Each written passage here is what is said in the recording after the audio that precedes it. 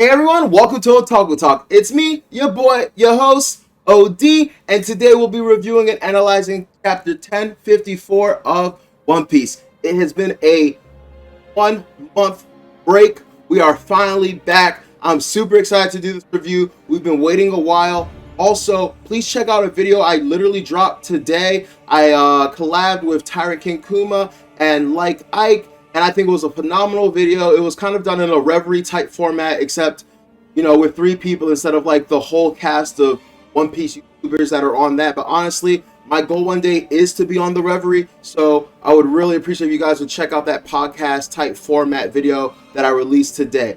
But we have a phenomenal chapter to review today. I'm so excited to get into it. It was chock full of just this, I don't even want to say lore, just really important things that are happening in the One Piece world. Oda really took this time off to really figure out where he wants to go with the story, and I'm excited. So anyway, without much further ado, let's get into the review.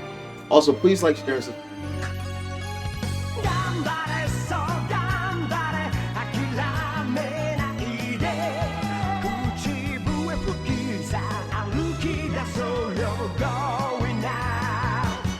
Okay everyone, chapter 1054 of One Piece, titled Flame Emperor.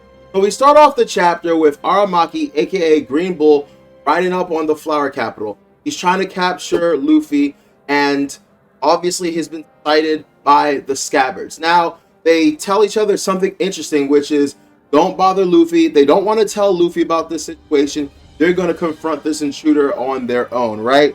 So as he's walking up to the Flower Capital, talking about his Luffy's ability to sway people. Now, he hasn't met Luffy before at all, so I find it kind of interesting talking about that, which to me kind of, you know, headcanons that amongst the Marines, amongst the officials, you know, they've been concerned, they've been mentioning, yo, for some reason, Luffy just has this ability to gravitate people towards him. And I think that's really cool because I've said in numerous videos before, you know, he's supposedly the sun god, he's the chosen one. What does the sun do? What happens with the sun? It's the thing in which our solar system revolves around. We all revolve around its gravitational pull. So I wonder / kind of know that Oda is doing something with that motif, right? So anyway, we finally get revealed he has the forest fruit and is a Zoan fruit. After everything that's been happening with, you know, Luffy's fruit and other devil fruits in this series, I kind of understand where the community was in terms of wondering, you know, what it was going to be. I heard a lot of people saying it was going to be a Zoan fruit after some, you know, mythical like forest god or something like that. You know, you had the people that thought it was going to be like, you know, the forest fruit or the plant fruit, but it was going to be a paramecia. So very nice that we know Oda didn't really, you know, take us on a ride with this. He just went ahead and let us know right away that, hey, this is the fruit. It's just the forest fruit, and it is a Logia type. I always find it interesting when certain Logia types aren't what you would think of as a Logia type.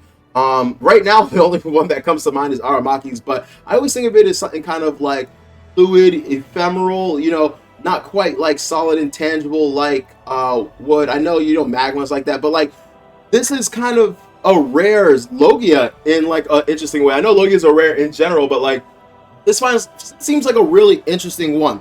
But anyway, the Scabbards show up to confront Aramaki, and they do not want Luffy involved. I feel like they kind of feel like, you know, he's done enough for their country. They need to stand on their own 2 feet and defend Wano. You know, he's their hero. He's off celebrating. He's having a great, grand old time right now, and they don't want to interrupt that for him. They're like, you know, he just took down one of the biggest bads in the entire series.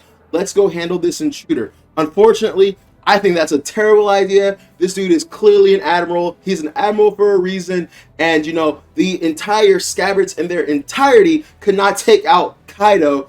And now we have them at like half power against an admiral that, you know, you could argue is in the same level as a Yonko. I'm not going to power scale right now, but I've always felt like the Yonko are slightly stronger than admirals. But, you know, things are being shaken up right now, so who knows, right? So, anyway, they're going to take on Aramaki. We've seen what happens when they try to take on, you know, food that's too big for them to fight. Honestly, I think it's kind of stupid not to tell Luffy. I think it would be way better if they had the backing of, the Straw Hats, the Kid Pirates, the Heart Pirates. But hey, I understand the gesture. I understand what they're going for. I don't agree with it, but I understand what they're going for here. But also, I think it's stupid anyway because if this is going to be a high octane fight, then there's going to be hockey clashes. It's going to be loud, and I feel like anyone with any semblance of observation hockey is going to detect the hockey. Maybe Sanji, maybe even Luffy, and some other people. So we'll see if maybe if any of the Straw Hats actually do end up showing up anyway to assist, right?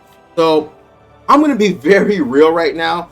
I hate Aramaki. I thought I was gonna like him. I thought he was gonna be a cool character from his first appearance when we get to see him, but then when we first meet him, he's a bit of a kind of fanboy. I didn't really hate it, but I was like, okay, that does a little bit less for me of the character. I'm not a fan of a fanboy. And then it got even worse because now it seems like he's a celestial dragon simp, right? Who's clearly chugged the world government Kool-Aid, completely believes in all that stuff. So I was just like, ill. Are you serious right now?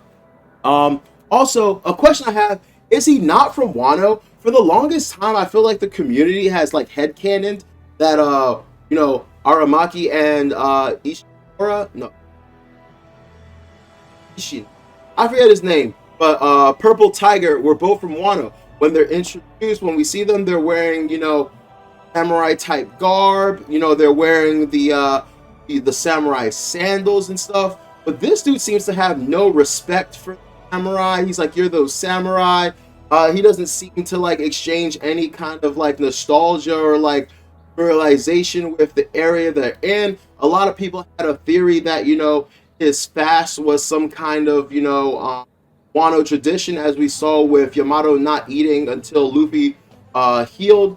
So I think it's kind of interesting that maybe apparently Purple Tiger and Green Bull aren't from Wano at all, which would be a big subversion of our expectations as readers, because I personally did not see that coming at all. Something I did really like about Green Bull, though, is how he talks about humanity only making it this far because they enforced hierarchies. Honestly, this is something that's been really hard for me to reconcile as a human being, because I thought about this before, just with like the structure of the world, monarchies, oligarchies, even slavery, and I've thought about the fact that like some of the best things have come from the worst thing. And like, even let's say this country right now. And by the way, don't take this out of context. I'm just riffing here. But like, if you think about it, this nation, this country would not be as great as it was if it wasn't for slavery, because that was labor. They forced people to build, and they didn't have to pay them a dime. Labor force, they could push them as hard as they want to make as much as they want. They did it with the Chinese and the railroads. They did it with the Hispanic people, construction, and just so much in this world where you exploit laborers and get them to make you this great kingdom. You don't pay them, so you're not losing wages, and you're just basically accumulating wealth and power while having to exchange nothing for it. And so I really, as upset as I was with him saying this, I totally got it, because in the world, that's just how it works. You have to establish a hierarchy. You have to establish, there have to be top of the chain to give orders to the people at the bottom of the chain, to build this, to do this, to navigate this, to sell this, all that stuff. So someone has to be in charge of that. And so I kind of got exactly where it's coming, but it rubbed me the wrong way. And I think that that's going to be part of One Piece like story arc when it comes to like the world building and the world government. I think that it's basically a story about how order and chaos is needed. I've said before, and as well as order and chaos needed, I feel like with this kind of ideology right here, it's a matter of, yeah, you know what? Maybe hierarchy was needed to get to this point. Maybe, like I said with America, maybe slavery was needed to get to this point. But then once we get to a point where like we know better, we can do better, something has to come along and dismantle this, so we can rebuild upon it. I always found it super interesting that someone like Akainu had the power of magma, because magma not only is it one of the greatest powers of destruction, but it's also one of the greatest forms of building. Like, so many islands are built off volcanoes, and I was waiting and hoping that we're going to see something like that from Wano with the eruption, whether it be a Sky Island or a new landmass or something like that. I thought we would see something like that, still holding out for it. Anyway, we then go on to see just how screwed up his brand of justice is, because he doesn't view Wano as a country at all. In fact, he goes as far as to say they have no standing since they're not under the world government, and he's willing to do egregious acts, even if it means a genocide, to get Luffy, which is honestly such a dangerous human being to be dealing with. And the fact that he even goes as far to say as, like, killing you wouldn't be against the law, but like, it wouldn't be against the law by the like world government and the noble standards, but it would be like such a violation of like morals and ethics and stuff. But to him, he doesn't care, because all he understands, all he respects is, you know, the hierarchy of the world, the authority of the world government. And so if you don't follow the world government, like, what are you to him? Any heinous act. So once again, I think this is just, you know, Oda once again showing us just the state of the world, what people believe in, and like just how huge people's sense of justice is. Anyway, Yamato shows up, which honestly is such a sigh of relief, because honestly, she's the only person outside of the like the pirate crews that are there, you know, the Straw Hats, Heart Pirates, and you know, the Kid Pirates and whatnot, that I think would actually have a chance at standing, you know, toe to toe with Aramaki. Does that mean I think she could beat him? Hell no. But I think she's going to be able to get some blows in. I definitely think that she can slow him down, right? And so I was happy to see her come, but also I was a little bit confused. Literally, in chapter 1050, in like the first couple panels, hanging out, you know, eating snacks, chilling with Luffy. So I'm wondering when she got here, how much time has elapsed. You know, he was on Udon Prison last time we saw him. So from there to here, you know, quite some time probably has passed. But we do see in this chapter that, you know, the festival is still up and raring. So I'm wondering, you know, who told her to come here, how she ended up here, where Luffy is. And I think it might be a clue that, you know, if she's here, she was Luffy, you know, maybe Luffy's not too far behind as well. It's a possibility. Anyway, she asserts the fact that, you know, like I said earlier, I consider her to be the only one here that could actually stand a chance against Aramaki. And she immediately unleashes a great Conqueror's Haki blow on top of Aramaki's head. Which, by the way, I didn't mention this. When he goes into like his like Logia form or whatever, he turns into like a tree, and it is the funniest thing ever. Also, he has this really dope move where he sprouts all these like, but they're like in the shape of fists, and it kind of reminded me of like, you know, something from if you guys ever seen what's it called, Mashal, Magic Muscle. Like, it seems like some kind of magic from that show. So I thought that was really interesting and funny as well. Aramaki does go on to, you know, I guess you could call it praise her Haki, but he doesn't seem too bothered. He recovers from it rather quickly, right? And yeah, like I said, there's two things I was confused about. One I already talked about was the fact that, you know, how is she here already? Wasn't she just, you know, with, you know, the Straw Hats? And the second thing is, okay, I may have put my foot in my mouth, but I have been under like avid belief that Yamato is a girl. I had this whole spiel, I did this in a different chapter or whatever, where I said something along the lines of, you know, not a boy. She's not a man. She doesn't want to be a man. She doesn't believe herself to be a man. She believes herself to be Odin, a specific man, which in my opinion made me not think she was trans, and not make me, you know, think her pronouns were he, him, and that all the things that came with it, like being the son of Kaido, was just because she found herself to be Odin. Literally just like 1 or 2 chapters ago, she tells us that her name is Odin, right? And now she's back to saying Yamato, the son of Kaido. So I am lost. I am confused. I think Yamato is confused. Listen, one of the things that scares me is someone seeing my videos and completely misinterpreting, like me misgendering her as me being like transphobic or something like that. That's not the case. You know, I've been reading the story forever. You know, been reading through the new comma and all that. It's whatever at this point. I really don't care. But I thought this was a story choice by Oda himself, and we were gonna get some kind of resolution where she's like, you know what, I'm not Odin, because I thought the reason she took on that man, that was probably one of the first or only people she ever saw to not only stand up against her of a father, but actually, you know, put up a fight against him and almost win had he not been cheated. I thought that in order to like bolster herself and get herself to rebel against him. She had to idolize him. She had to become him. And so that's where I thought she was going with it. But now I'm completely at a loss. So whatever. I'm just gonna maybe after this look up what the community as a whole says and maybe just go with that. Please leave in the comments what you guys think. Should I just is she he, or should I start gendering her he him? Whatever you guys prefer. I don't want to step on any.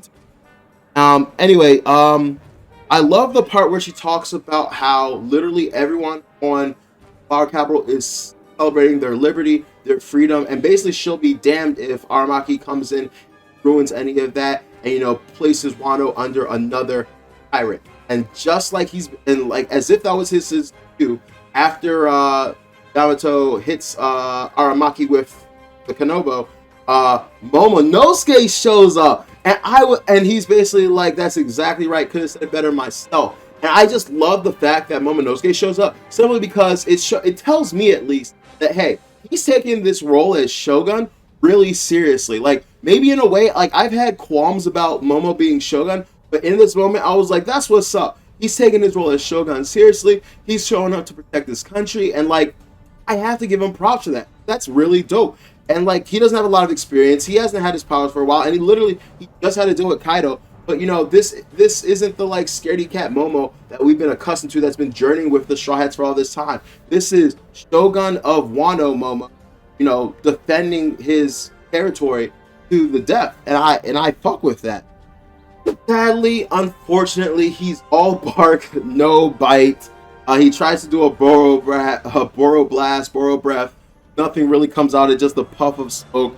Kind of embarrassing. And after, showing this, display of manliness, immediately Oda subverts and inverts it by showing snot hanging, which is kind of like a visual representation of him still being a kid, snot-nosed kid. So that was kind of sad. I'm wondering, when he's going to develop his powers. Maybe won't develop his powers. Maybe that's why it was a failure to be this whole time. That's why Vegapunk is a failure. Who knows? But that really sucked. But not gonna be strong out the cut, and I kind of understand. It would have been really all of a sudden he just again. But anyway, regardless, Momo doesn't give up. He runs right at Aramaki and his team, and I just love this attempt. But fortunately, Aramaki doesn't care. The whole time this is happening, he's honestly intrigued by the presence of a pink dragon. He wasn't briefed on this information.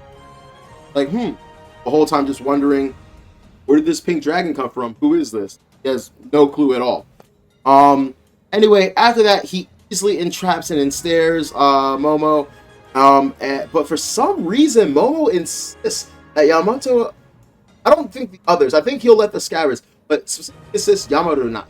And honestly, I want to be like, good on you, Momo, but no, idiot. Like, what the hell are you going to do? You're not going to be able to stop him at all. Even though I do think, fire would be a great weakness to, plant life and trees and wood and all that.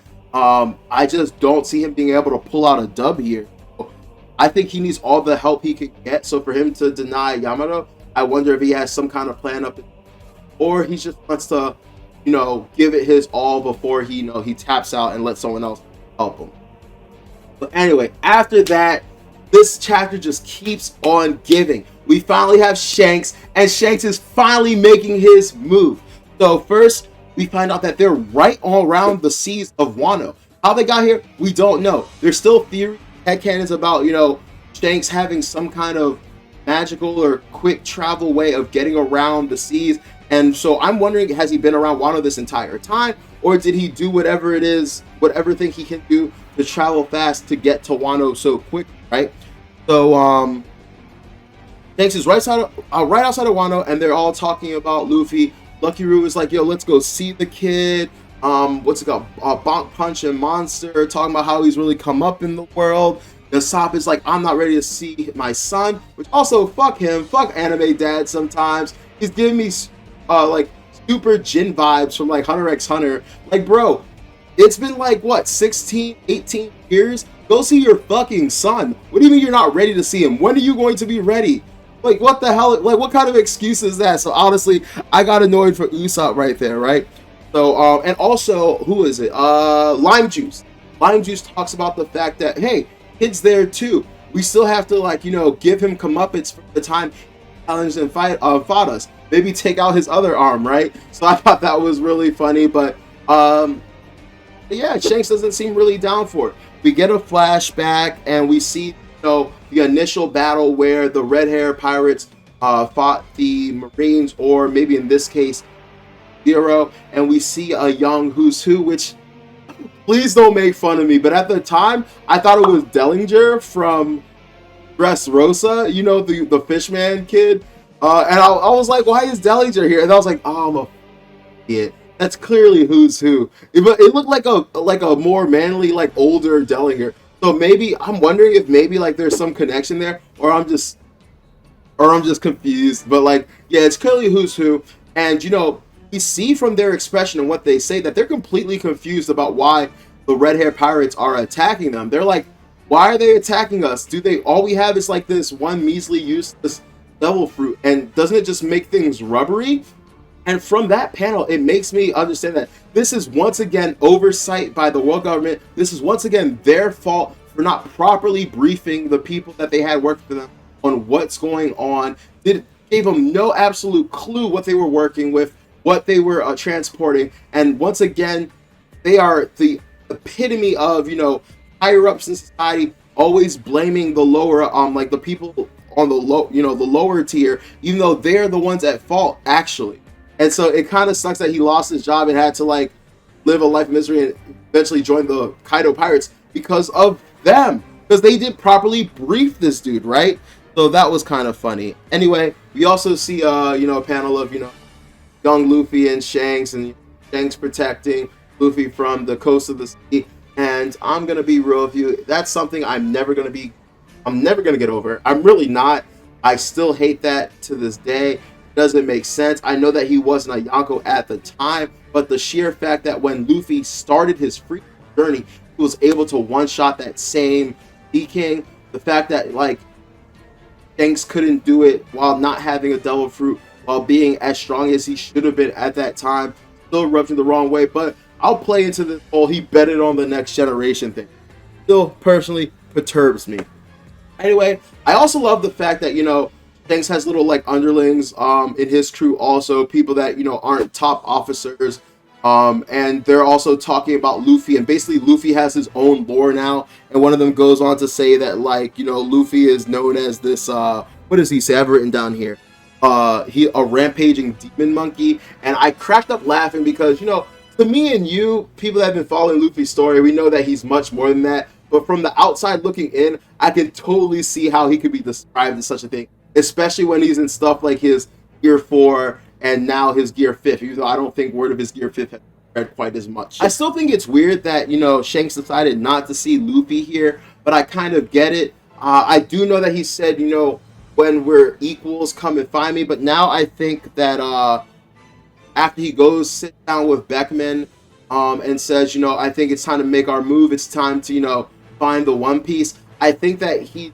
decided that Luffy becoming Yonko, Luffy defeating Kaido, and just everything going on in the world is it means it's time. Like I guess it's the catalyst, if you will, for finding the One Piece. Maybe the time is right. Maybe there's some kind of prophecy, something that's when XYZ happens, when XYZ aligns, then you can go for it. Also, something I really like before I get to this last part is they talk about the fact of we have things going on in our backyard, and they bring up the fact that Bartolomeo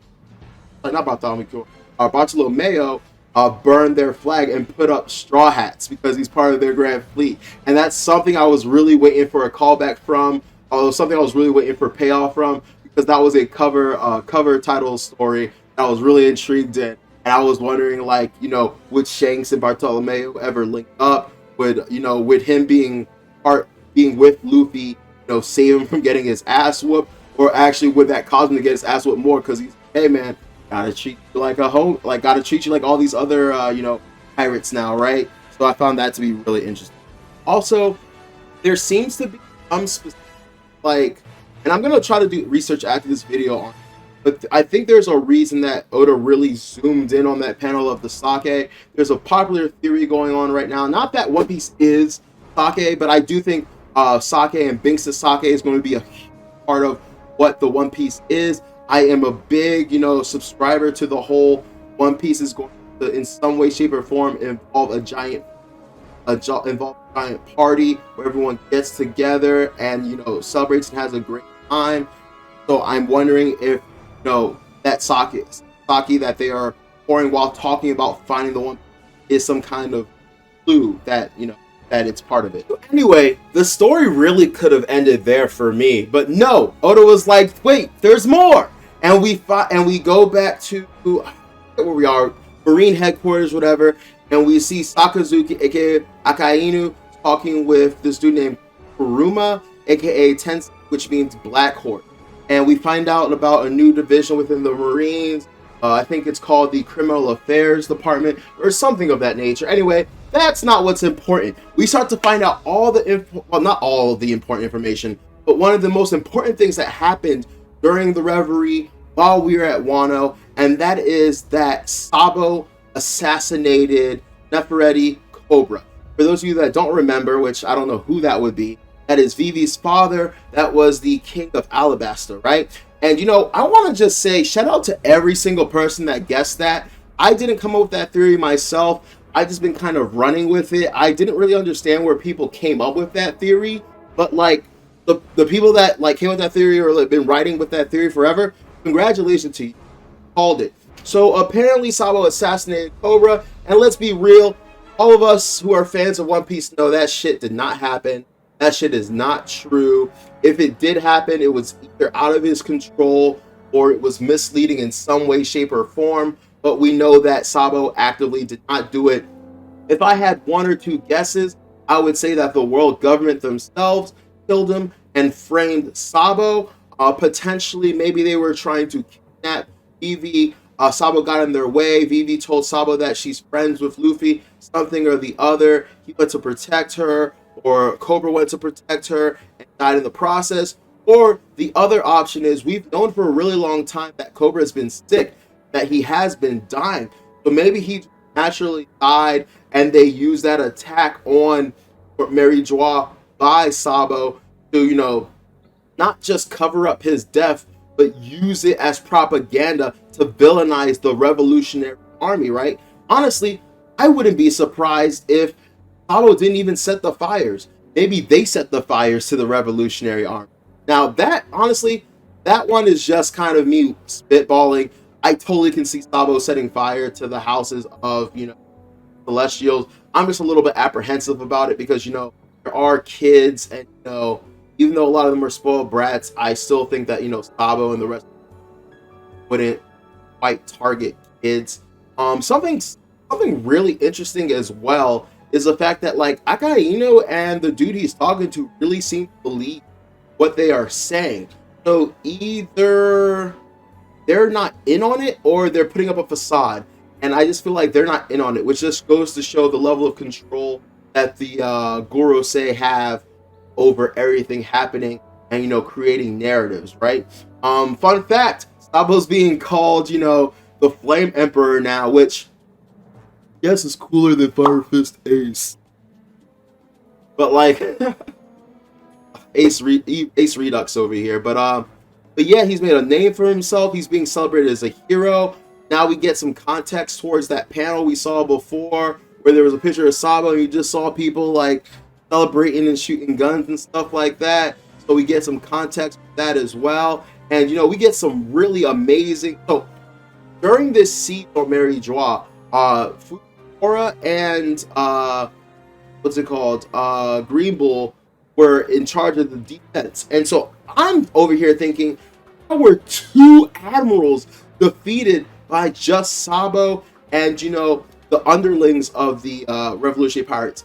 Dragon is nowhere to be seen. And let's be real, I forget the rest of their name. The mole dude, the crow dude, they're all there, but there's no way, in my opinion, that they could beat two forces.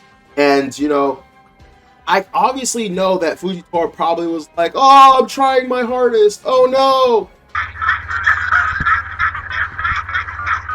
Oh no! Stop! You will not uproot celestial dragons. I could. We can all assume he wasn't really about that action. Like, he hates the world government, like the system as it is, there to uproot it. So obviously he's like, oh no, I dropped my glasses. Oh, it would be a shame if Revolutionary Army people were able to get behind me. I'm Blind Beard the Pirate. Oop.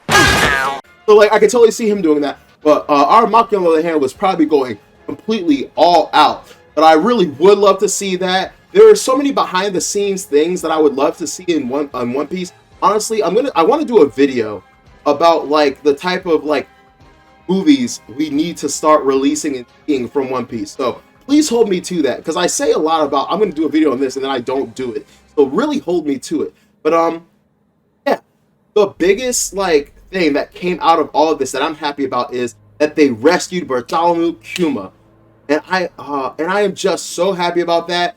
His story has been sad from the moment of like, he showed up and we find out about him and that, he was turned into a cyborg. How they're going to turn him back, I have no clue. Because, his mind, I feel like, has been totally erased and wiped. I wonder how they even got him back without, him fighting them and seeing them as enemies themselves, right? So, wow, this is just, Oda really said, I used this month. I used this month. I wasn't on vacation. I was literally sitting down and detailing every step of the way I want this story to go, and I'm really excited for it. But yeah, I think it's kind of obvious that, Sabo didn't kill Cobra, or if he did, there was mitigating circumstances. I think that he took V with him to rescue her. After all, she was one that Emu was looking at. It was Luffy, what's her name? Shirahoshi. So, yeah, I think something funky was going on there. They're wondering if Alabasta's in chaos. Kizaru brings up the fact that, Luffy's now an emperor.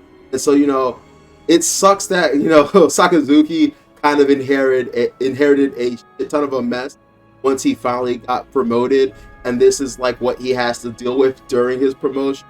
But he essentially has a Thanos. All right, fuck it.